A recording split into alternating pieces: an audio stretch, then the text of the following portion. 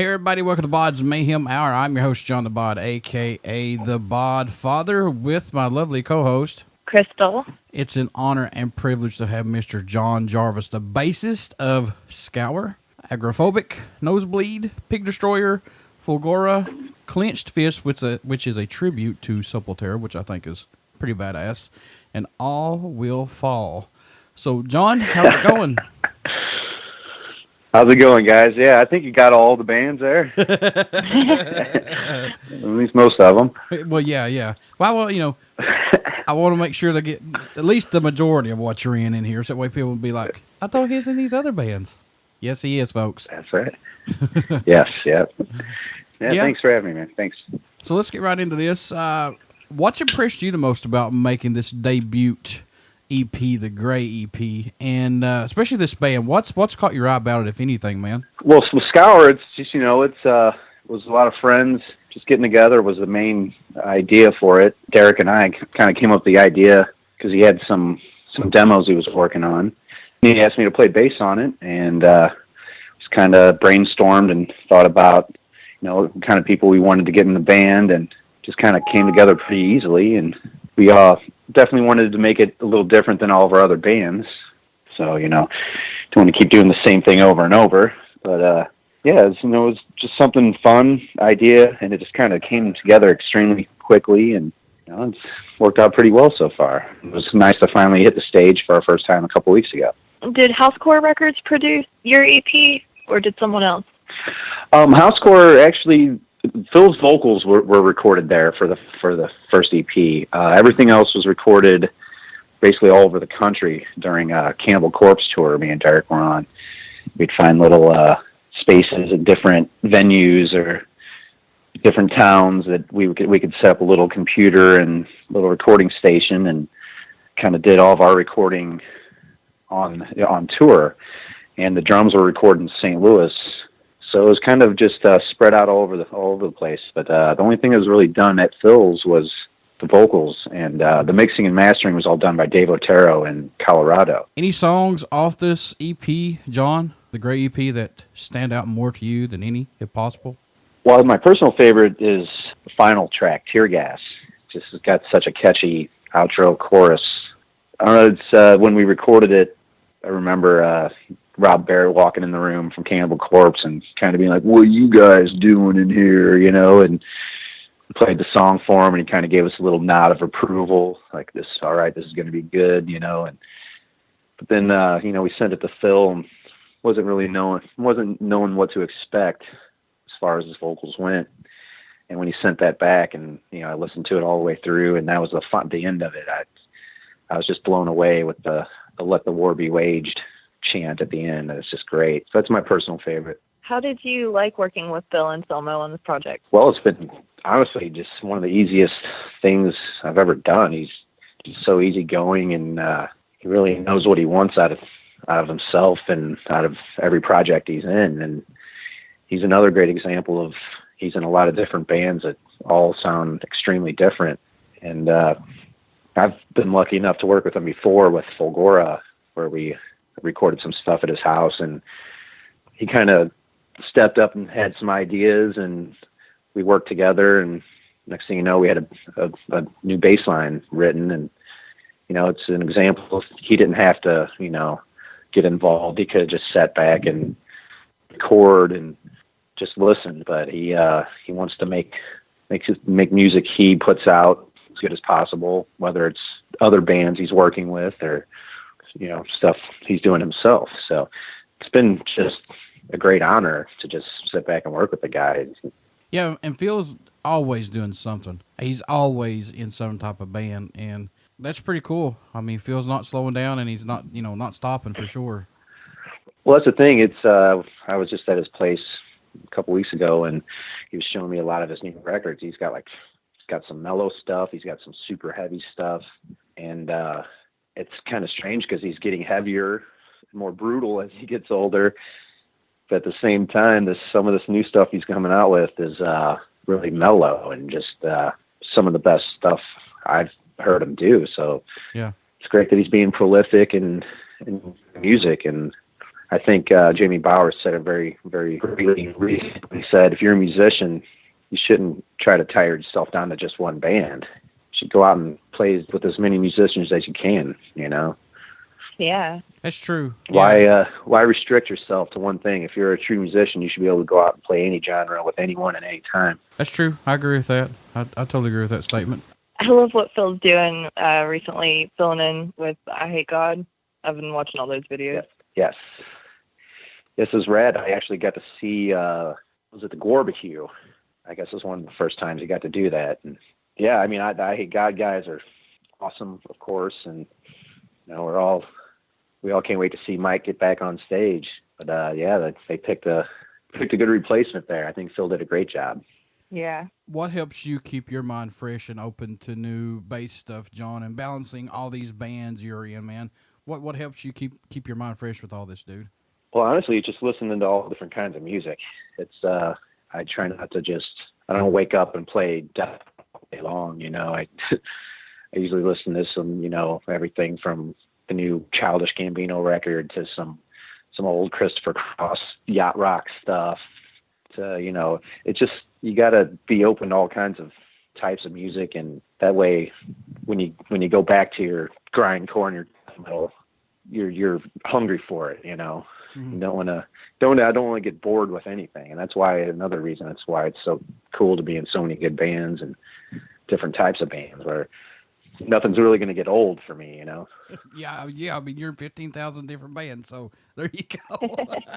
Right. Are you currently working on anything with any of your other bands besides Scour? Hopefully, we'll be finally wrapping up the new Pig Destroyer album writing process shortly. We're only got a couple tracks left to kind of nail down, and next step there will be, of course, to start recording the entire record. So we wanted to make sure that the entire record's done before we start recording. So that's been taken care of. Agoraphobic, we'll start then working on a new record.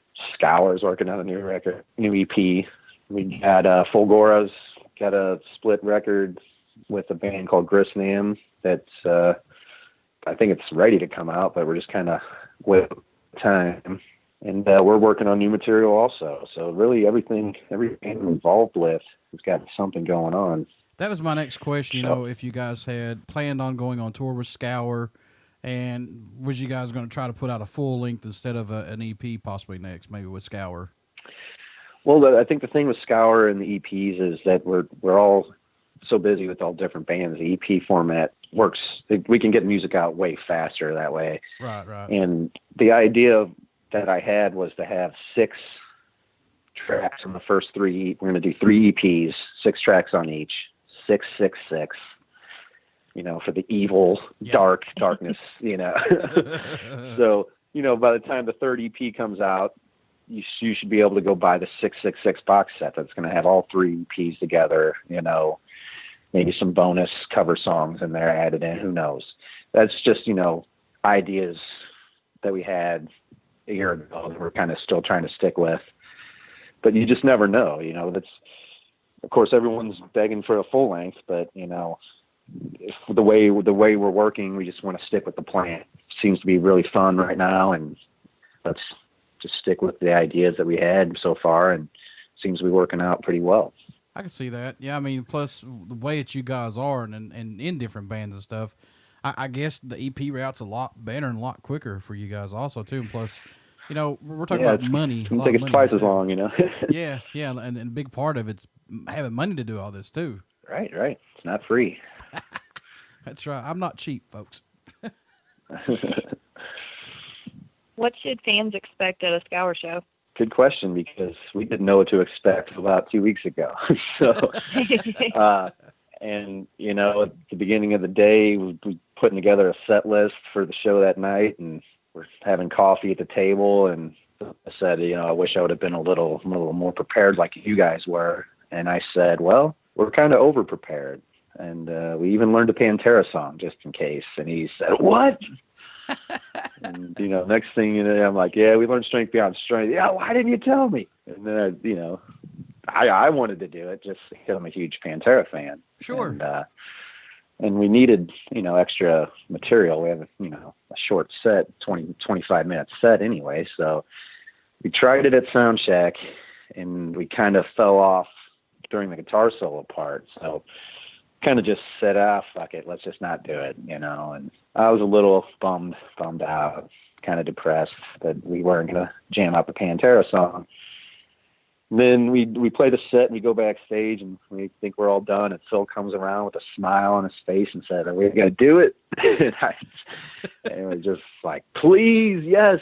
I was so pumped and went out there and played a Pantera song, and I think the fans left happy. So, when you go to see one of your idols, or, you kind of, whether it's a new band or a solo band, you kind of want to see a little piece of the past. And, I'm glad we got to play a Pantera song for the fans. I'm sure I just saw the look on their faces. It definitely night. So anything can happen at a Scour show. We could decide in the morning to play, who knows what. And we so. Krystal's the female version of Phil Anselmo. Shut up. Oh yeah. You gotta do your Phil voice. Do it. No. It's hilarious. It's like, yeah, this is good. Everyone's good. Yeah, come on, this is Phil Anselmo here. Do it, Krystal. Come Phil on. Anselmo. I know you're gonna say yes to this because getting your music out there a lot quicker. But John, do you prefer the digital era that we're in right now with recording albums and doing things easier these days compared to the way it was back in the day? Well, I mean, with Spotify and Pandora, it's just so easy for everyone to, say a record comes out today, I can get on my Spotify and listen to it, and if I like it, I'll go out and buy the record. But on vinyl, it's usually how I do things. But I mean, I like it because you're going to get it out fast, you can get it out in high quality. And I've noticed I got a couple nieces that are really into music, and when they want to hear something and they want to show me something, they immediately go to YouTube and pop it up. And that scares me because you're not going to get the highest quality, and you can't even guarantee it's the artist that's streaming it, Mm-hmm. So that's the only thing that I really don't like, is when people put up my music at a shitty quality. You know what I mean? At least if you're going to rip our music and put it up, do it in a high fashion. So that's my only thing I'm not really cool with these days, is when you get on YouTube and you see a really crappy version of a song, and it's not what the artist wants out there, that's for sure. But it's the same thing back in the 80s, like with cassette tapes. And I'd record a cassette tape off my cousin, and I'd record again off to something else, and by the time it got to my younger cousin, it sounded like shit. So that's just the way it used to go. And I guess now we're dealing with that now with YouTube. Yeah, my dad used to have 8 tracks, and he was the king of splicing tape and fixing it. And I remember going fishing with him, and the vehicles that we used to have 8-track players in them. I would just sit there and shake my head, going, "This is embarrassing," But now after my dad's passed and everything, I'd give anything to have it back. You know what I mean? To go back and do that, because I'd get a kick out of him. He'd take an 8-track and the tape would screw up. He'd pop the top of it off, cut the tape, splice it back together, and you'd be listening to something, and then all of a sudden it just kicks to the next song right in the middle of the song. It's like, what the hell? What'd you do?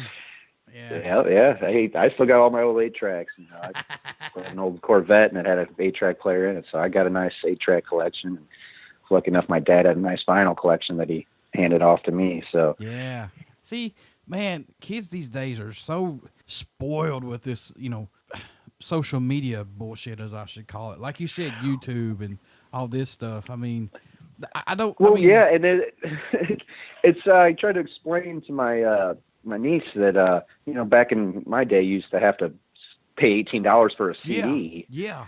And if you took it home and it sucked, well, tough shit. That's exactly right. You're out $18. Yeah. You didn't get to really listen to it beforehand and have the teasers, or you couldn't go to the internet and listen to it in advance.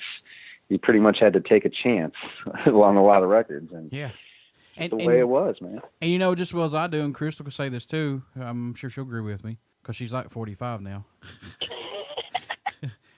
When we go to the record store, I bought some albums just on the art cover on the front of it. That was it. That's all I went by. Yeah. So that's how you'd know. If you saw something Same with, you know, when I'm a young kid and I see a Kiss record, I was intrigued by the art, and these guys are like dressed up like evil clowns. Like, what's going on here? You know, it's intriguing. I'm a big horror fan, so anything I see on front of a cover of like zombies or some half skeleton or, you know, some shit like that, I'm like, yeah, you're coming home with me. Yeah, let's go. Yeah. Yeah, artwork's it's very important. I'm not an artist myself, and I kind of, it's always a second thought to me, but it, like you said, it could make or break a record sometimes. You know, people could, if you got a cool cover, you know, people will buy it just on that. Helmets Meantime CD case was an example. You know, I'm in the store, I see it. It had the clear CD case that you could see through. And the first time I've ever seen that, I was like, this thing looks awesome. You know. I mean, I don't care if anybody laughs at me or not, but that's how I bought Green Day's Dookie CD. I saw you know, I saw the cover of it. I was like, huh, all this explosion and chaos and stuff like that. I was like, yeah, we'll check this out. And that was a great album, you know, but that's me though. Yeah. Hey, that was a good one. Go ahead, Miss Laughing Back when Krystal. Green Day kicked ass. Yeah. Yeah, now it's all political stuff, so. Hey, I saw Green Day on that tour, and I was back, and it was at a big amphitheater outdoors at a big radio festival. And midday, they weren't that big at the time. They weren't headlining or anything. So it's about 4 p.m. And the singer goes, "What do you guys want to hear?" And at the top of my lungs, I screamed, "Slayer!" And no shit. He goes, "You want to hear some Slayer?" and starts playing a Slayer riff. And people in the crowd turned around and looked at me like, "Wow, did he hear you?" And That's I was awesome. like, "Wow, I think he just heard me." And he just started playing Slayer. So I'll always have respect for that. Yeah, I mean, I'm still a Green Day fan. Don't get me wrong. It's just that I like the older style of them. That's Well, yeah. I mean, now they're just a corp. They're so big that they have to write pop songs, you know? yeah, and Yeah. that sucks though. You know, it's like you're here. This is what you got to do. No, it's our fucking music. We'll do what we want. Yeah, they're laughing all the way to the bank, though. Those guys are making the big bucks. Yeah, definitely. Sadly, go ahead, Phil Flannery. Okay, what does Scour bring to the table for music? Well, we're just a new take on American black metal, I guess would be the best way to describe it shortly. I mean, the vocals have a lot of different elements in there. It's not just all the traditional Norwegian black metal style, but yeah, it's just a fun, new, exciting, extreme project for us that we can, most importantly, just having a good time in. And that was the end of the show the other night. That's pretty much all I was caring about, was making sure everyone had a good time, and luckily we did. So that was the main goal, and now we got to just take it to the next level, you know, maybe start doing some more shows.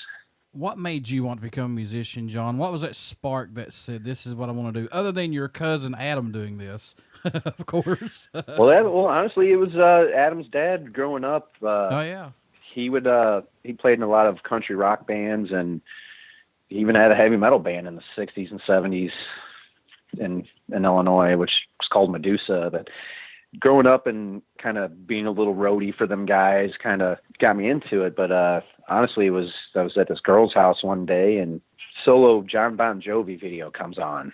And she says, "Oh, he's so hot." And I said to myself, well, this guy's like 40 years old, and I don't know what's making him so hot. What's so different than because this is just when he became solo Young Guns guy.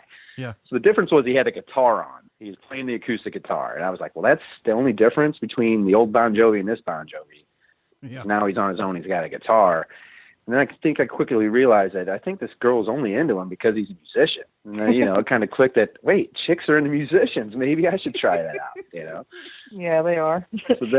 So that was one of the sparks. But really it was just, you know, growing up and around live music. And I was lucky enough to have MTV as a kid, and that's all I watched. So, you know, I'd see the Blizzard of Oz or the, you know, Bark of the Moon video, and it scared the shit out of me, but I couldn't turn away from the screen. You know what I mean?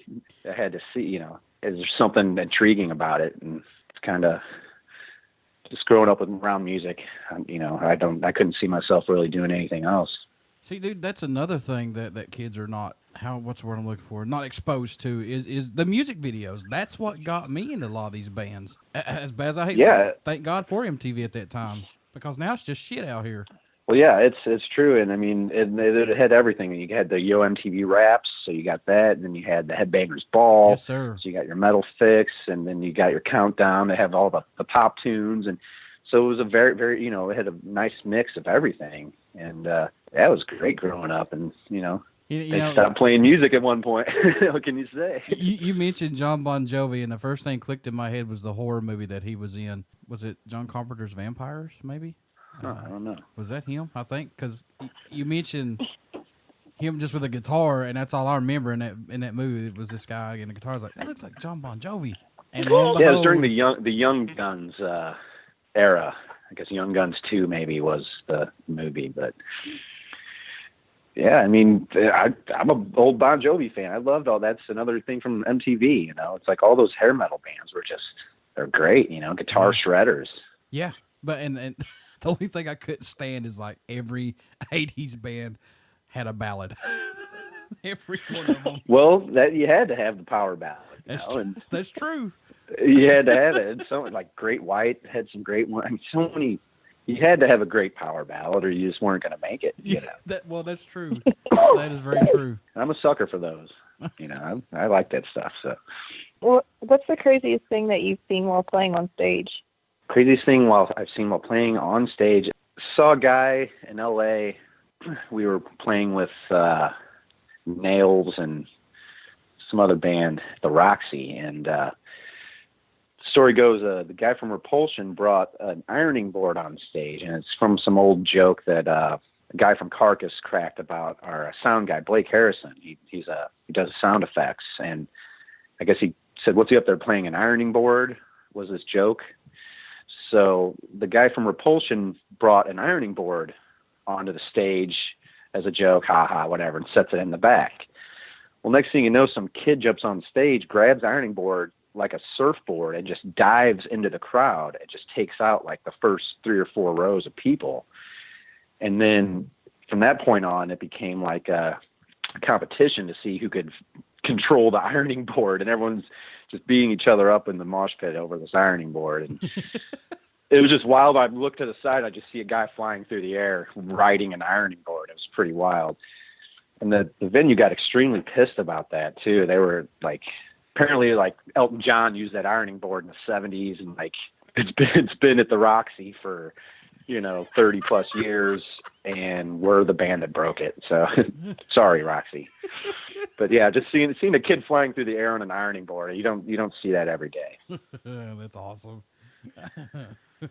I'm sure you get this in every band that you're in, but what's it mean to you when you receive an email from a fan, or prior to the shows or after the shows?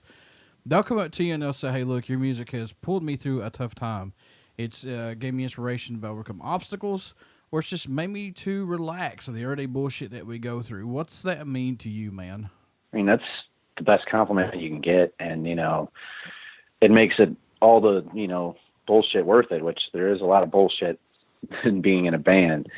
It's a lot of drama, and it's a lot of hard work and a lot of sacrifices.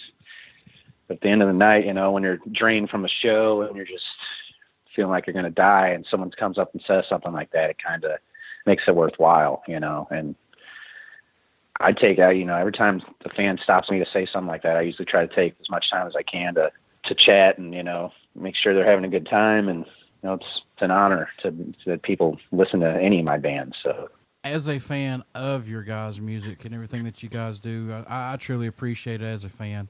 And thank you, John, for what you guys do, man. Right on. Yeah, thanks for having me. Thank you so much. You're on. Thanks, guys. How can folks stay in touch with you, buy some merchandise from these bands, Scour, of course, just whatever you want to do, man? How can people stay in touch? Well, we got banditpress.net sells the majority of the Scour merchandise, and you can also get Scour merch from the housecorestore.com.